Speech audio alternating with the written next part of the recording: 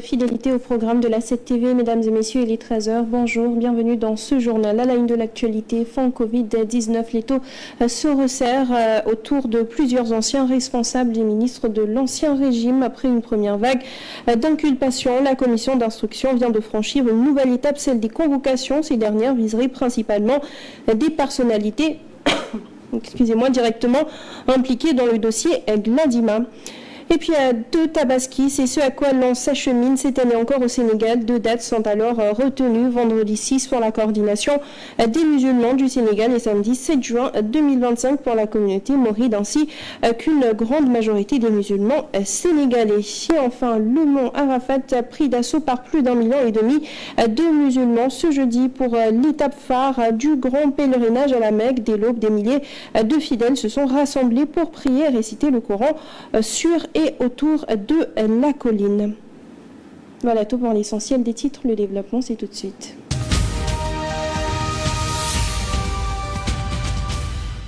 Haute Cour de justice, donc, la commission d'instruction s'apprête à aller dans le fond des dossiers en cours. Une série de convocations a donc été décernée. Ces dernières ont été transmises à la division des investigations criminelles pour notification aux intéressés. La commission entend désormais donc entrer dans le fond des dossiers, notamment celui de la gestion des ressources minières sous Sophie Gladima. Cette dernière est soupçonnée de graves irrégularités, dont l'attribution des permis miniers avec des conséquences économiques potentiellement lourdes pour l'État du Sénégal.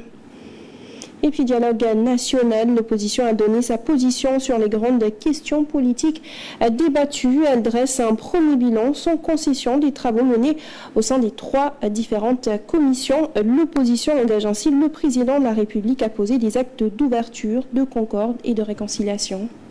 À peine la cérémonie de clôture du dialogue national achevée, l'opposition sénégalaise n'a pas tardé à faire entendre sa voix. Dans un communiqué publié dans la foulée, elle a levé le voile sur ses positions et sur les résultats obtenus au sein des trois commissions qui ont animé les discussions autour du système politique. Dans ce document, l'opposition annonce une conférence de presse prévue après la fête de la Tabaski. Un moment, dit-elle, de s'exprimer pleinement sur l'ensemble des questions débattues et sur les conclusions issues du dialogue. Mais déjà, des points de divergence majeurs apparaissent. La première commission, consacrée à la démocratie et aux libertés, a été selon elle le théâtre de profondes divisions. Aucune entente n'a été trouvée sur la justice électorale et le statut de l'opposition. Cette dernière, qui défendait une reconnaissance claire du chef de l'opposition dans la Constitution et qui voulait que seule la justice puisse prononcer une déchéance électorale. Sur ces points, la majorité présidentielle a refusé de céder. Quant au calendrier républicain, bien que les deux camps s'accordent sur la nécessité d'unifier les échéances électorales, présidentielles et législatives la même année, territoriales à mi-mandat, la majorité pousse plus loin. Elle souhaite un couplage pur et simple entre la présidentielle et les législatives, une idée que l'opposition ne partage pas entièrement. La rationalisation des partis a aussi soulevé des questions. Si le principe est accepté, les modalités, notamment la nouvelle loi sur la création, le fonctionnement et le financement des partis, n'ont pu être convenablement abordés. Autre point de discorde, le cumul de fonctions.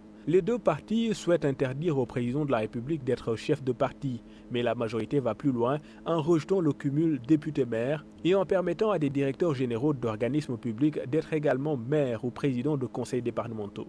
L'opposition rejette fermement cette proposition.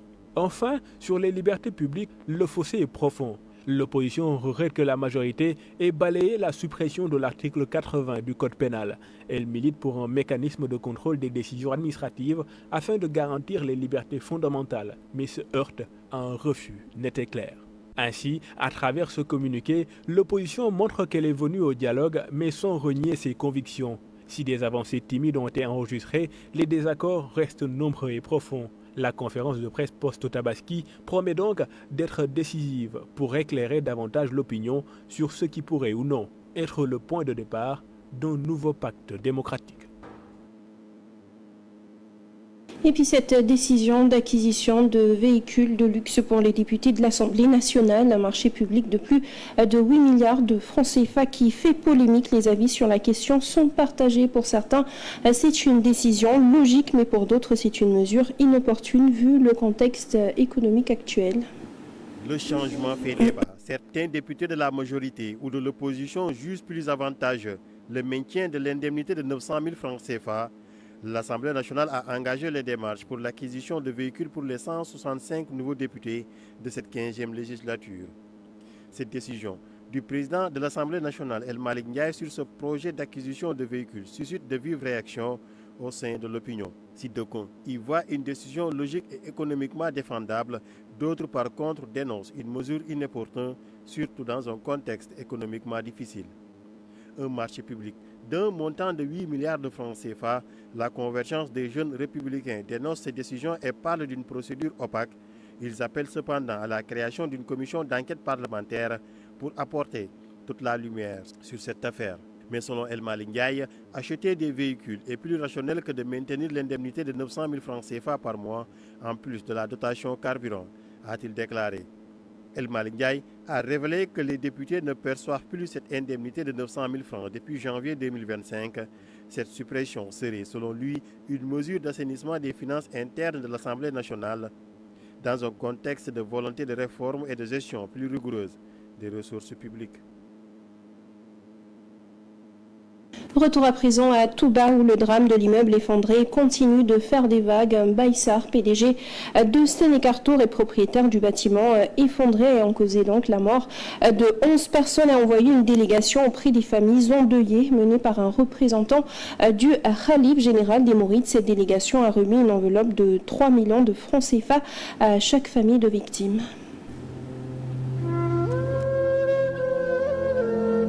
L'émotion est palpable. Ce sont des familles entières dévastées par la disparition de leurs proches qui accueillent la délégation de Baïsar, président directeur général de Sénécartour et propriétaire de l'immeuble effondré le 25 mai dernier à Touba. Première étape, Ndiosmoun et Tataguine, deux localités situées dans la région de Fatick. Ici, cette mère de famille a perdu 3 de ses fils.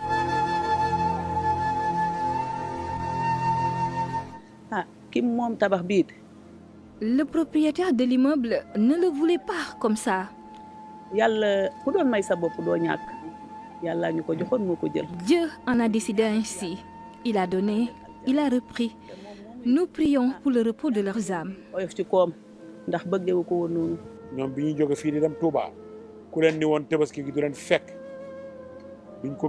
Quand ils quittaient ici pour aller travailler, ils ne pouvaient pas imaginer qu'ils ne fêteront pas la Tabaski avec leur famille.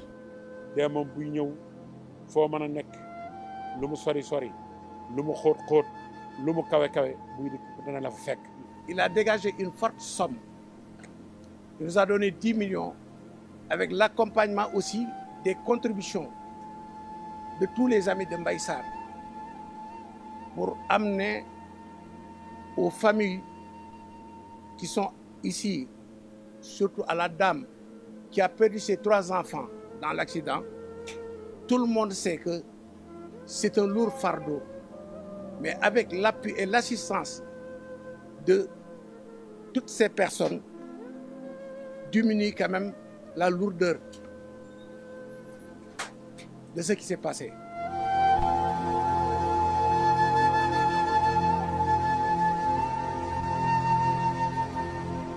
Cet incident tragique avait suscité de vives réactions. 11 morts dénombrés selon les chiffres officiels. Difficile pour les proches des victimes de se retenir.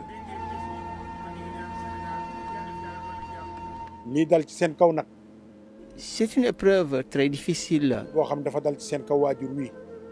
Et nous sommes ici pour présenter les condoléances du Khalif.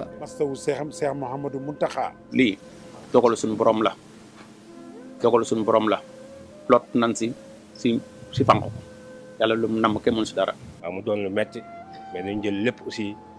C'est une épreuve très douloureuse mais nous l'acceptons. waaw tax na dañuy delloo lépp si moom.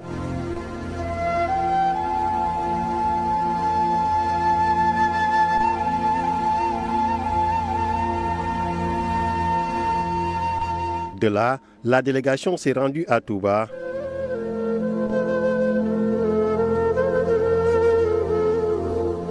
C'est ici, au niveau de la mairie, que les représentants des disparus ont été reçus par le maire et sa délégation. De la tristesse et la consternation.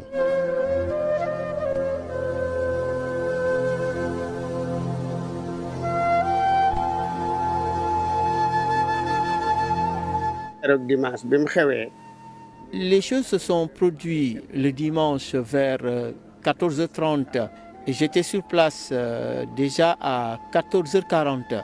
Et quand je suis arrivé, j'ai appelé les sapeurs-pompiers à travers TIN et c'est après qu'ils ont appelé du renfort.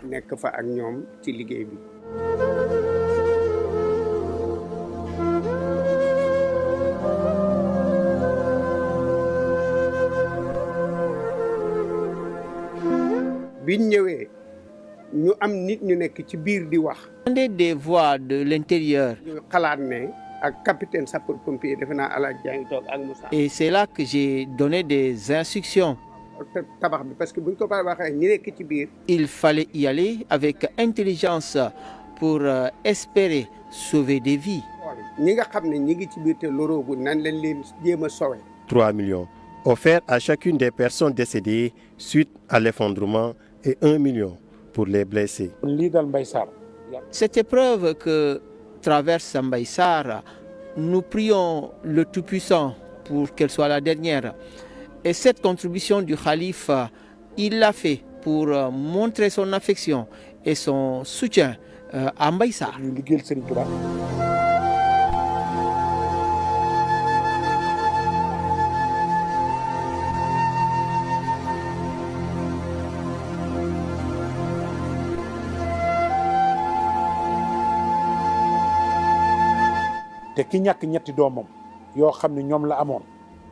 Celle qui a perdu ses 3 enfants est dans une situation difficile.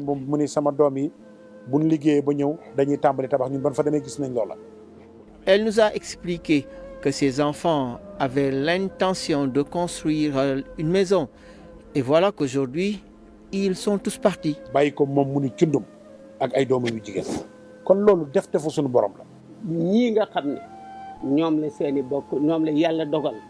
Ceux qui ont perdu leurs proches, nous leur présentons nos sincères condoléances. Nous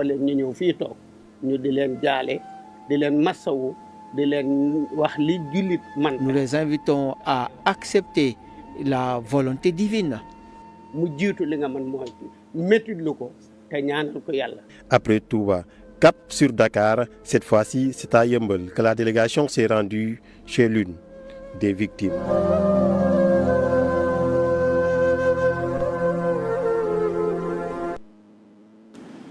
Sur notre registre à présent, la Tabaski qui sera donc célébrée en 2 dates cette année. La coordination des musulmans du Sénégal priera demain, alors que la communauté mouride et la grande majorité de la communauté musulmane du Sénégal prieront le 7 juin prochain.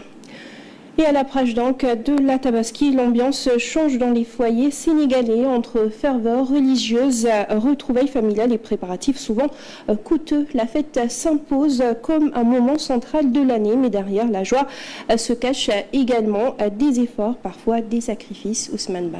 La Tabaski, c'est d'abord une histoire de foi. Le souvenir vivant du prophète Ibrahim, prêt à sacrifier son fils par obéissance à Dieu, avant que l'Éternel ne lui envoie un bélier en guise répit. Une épreuve de soumission et un message d'humilité qui, chaque année, prend corps dans les foyers sénégalais. Le matin de la fête, les mosquées débordent, les habits sont neufs, les prières s'élèvent. On remercie Dieu, on demande pardon, on purifie les cœurs autant que les corps. Puis, au fil des heures, les maisons se remplissent d'odeurs de viande fraîche, de rires d'enfants, de salutations pleines d'émotions. Mais avant le sacré, il y a le concret. Et cette réalité, elle, pèse lourd. Car au Sénégal, honorer la Tabaski, c'est aussi s'efforcer d'offrir un mouton. Parfois, un luxe pour beaucoup, mais une nécessité sociale, morale, presque identitaire. Ce n'est pas qu'un sacrifice rituel, c'est un marqueur de responsabilité, de respect, de solidarité. La tradition impose, mais la vie n'épargne pas. Les prix flambent, les salaires ne suivent pas et les familles s'organisent comme elles le peuvent. Certains s'endettent, d'autres économisent depuis des mois. Dans les villages, on s'entraide. Dans les villes, on espère. Tous, pourtant, veulent répondre à l'appel de cette fête qui unit plus qu'elle ne divise. Au-delà de l'animal abattu, il y a le vrai sens.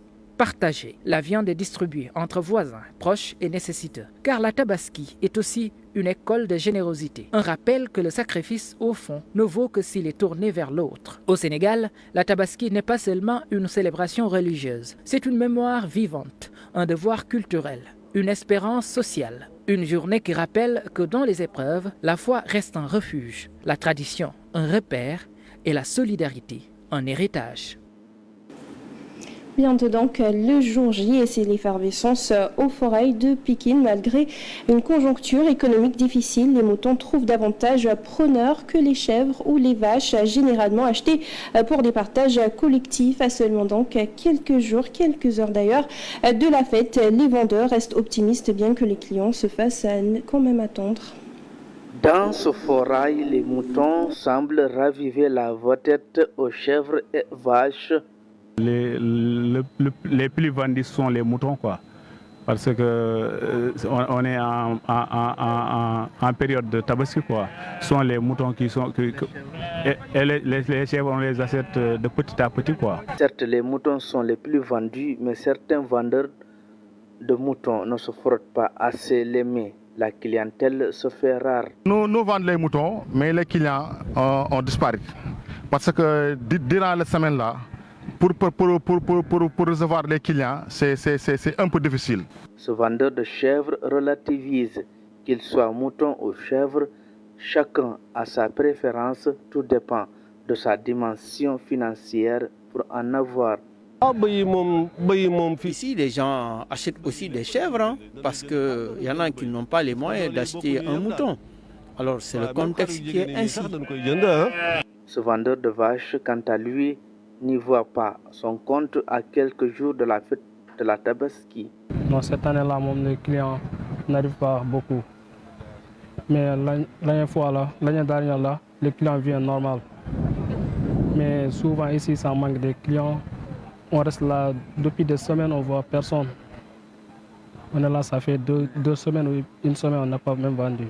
Vendeurs de moutons, de vaches ou de chèvres, dans ce forail, tous espèrent décrocher autant de clients pour se tirer d'affaires. Pendant ce temps, le comité d'organisation du pèlerinage marial de Popenguine est à pied d'œuvre à quelques jours de l'événement. Tous les moyens sont mis à leur disposition pour bien guider les pèlerins et ils sont au moins 26 000 marcheurs attendus cette année. Marie, mère de l'Espérance, marche avec nous. C'est le thème choisi pour la 137e édition du pèlerinage marial de Popenguine. Marie, mère de l'Espérance, marche avec nous. Pour dire quoi? Pour dire que Marie est notre mère. Elle n'est pas une mère à l'écart, elle est avec nous. Elle est à nos côtés, elle nous soutient, elle nous guide, elle nous conduit vers le cœur de son Fils.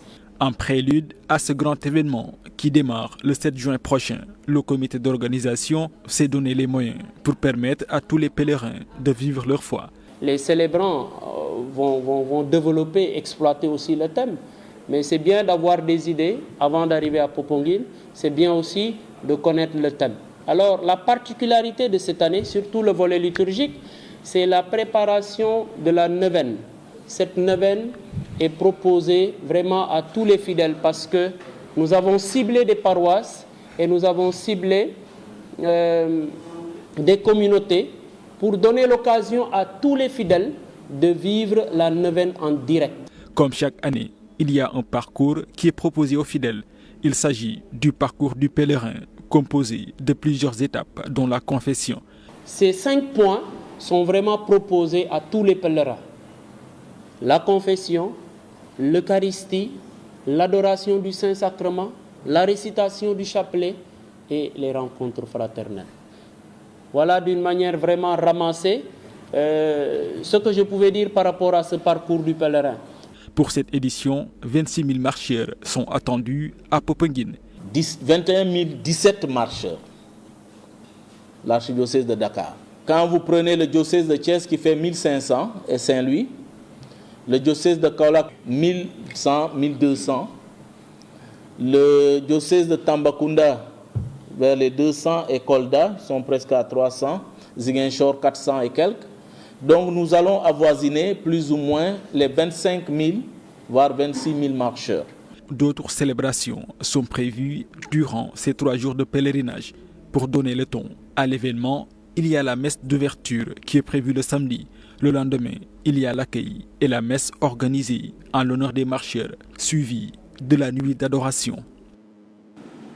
Et puis un autre pèlerinage, plus d'1,5 million de musulmans pris ce jeudi sur le mont Arafat pour l'étape phare du grand pèlerinage à la Mecque. Dès l'aube, des milliers de fidèles se sont rassemblés pour prier et réciter le Coran sur et autour de cette colline de 70 mètres de haut située à environ 20 km de la Mecque. Une fois le soleil couché, les fidèles se rendront à Mousdalifa où ils ramasseront des cailloux afin de procéder à la symbolique lapidation du diable vendredi.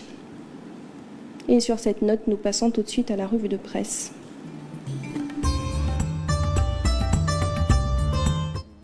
Bonjour, les quotidiens se sont surtout appesantis ce jeudi sur les conclusions du dialogue national dont l'édition de cette année est axée sur le système politique.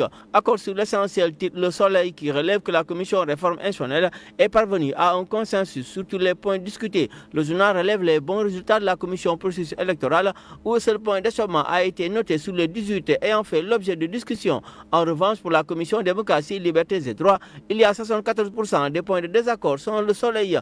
Le quotidien Enquête indique à son tour que la montagne semble plutôt avoir accouché d'une souris. L'on s'attendait à des réformes d'ampleur à même de propulser le Sénégal vers une rupture systémique tant prônée par le nouveau pouvoir passif, mais à l'arrivée, on a plutôt droit à un statu quo. Wolf Quotidien se montre cependant moins euphorique sur les résultats du dialogue national rendu public mercredi. Conclusion du dialogue national mi-figue mi-raisin, titre Wolf Quotidien. Selon le journal, il y a certes des avancées, mais aussi des points d'achoppement sur beaucoup de questions, fait observer le journal. Sur le quotidien écrit qu'après la publication des conclusions du dialogue national, le Sénégal est désormais à l'écoute du président Diomaye. En encore les échos, des accords sur les points les plus importants. Le journal indique notamment que le parti au pouvoir, le PASTEF, s'oppose à la suppression de l'article 80. L'observateur se penche sur les enjeux majeurs de la tournée régionale d'Ousmane Sonko. Le journal décrypte cette offensive régionale avec des spécialistes qui soulignent la mission du Sénégal de renforcer son intégration économique régionale et la sécurité collective. Le quotidien informe que le rebond de 750 millions de dollars levé par le gouvernement dès son arrivée aux affaires ne cesse de faire parler de lui.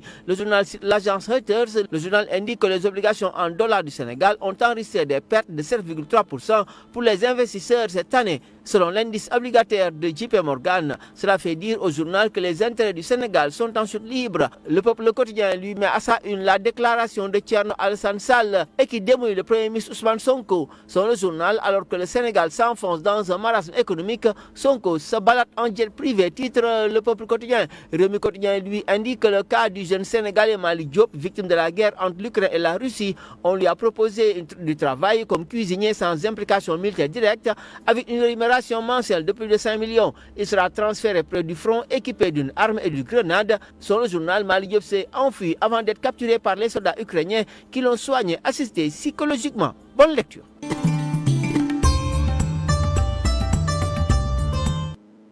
Ce qui met un terme à ce journal. Merci à vous de l'avoir suivi. À 14h, comme toujours, vous avez le Wolof. Merci, bonne suite de programme sur la 7 TV.